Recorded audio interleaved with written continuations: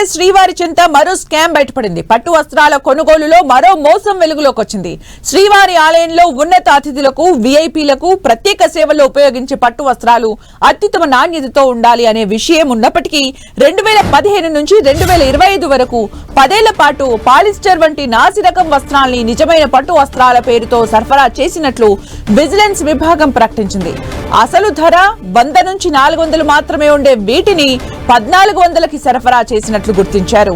ఈ వ్యవహారంపై ఏసీబీతో విచారణ జరిపించాలని టీటీడీ పాలక మండలి నిర్ణయించింది.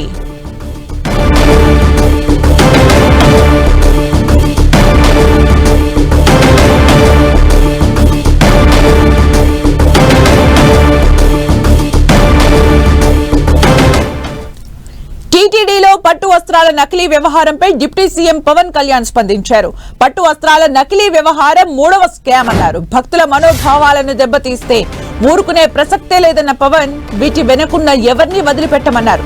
గత ప్రభుత్వంలో జరిగిన అవినీతిని ఒక్కొక్కటిగా బయటకు తీస్తున్నామని చెప్పారు. హిందువులు వారి మనోభావాలను దెబ్బతీసే విధంగా ఎలాంటి కార్యక్రమాలు చేసినా సహించేది లేదన్నారు.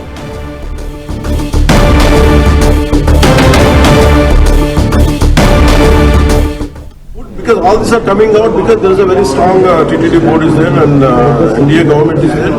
We are letting as if clear instructions have been given to TTD officials from the Honorable CM. I think that's the reason all these things have come out. Before they used to be there, we used to hear it by hearsay. Now we know that it is all can he do the same thing? I don't have any personal issue with him, but I would like to ask only one question. Does he dare to say the same thing about Islam? Does he dare to say the same thing about his own religion, Christianity? Why when it comes to Hindus, how could you say it just like that? It's not